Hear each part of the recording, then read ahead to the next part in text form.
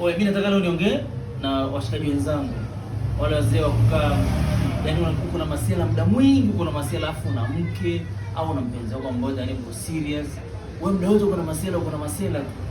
Kuna kauli ambazo ukisikia masela anakuambia, "Oya, kuna mtu anajua namna ya kudili na mke wako au kudili na demu wako." Basi jua kwamba yaani wewe mtoto wako unamtesa mwanangu. Yuko pale nyumbani amekaa kinyonge, moyo wake umenyong'onyea kwa sababu ya wewe muda wote umepeana masela badala ya kupeana na yeye. Kwa hiyo ukishaona masela anakuambia unajua kulinda mke wako, unamcontrol mke wako, mke wako sije haja kushika, mke wako akupelekesha.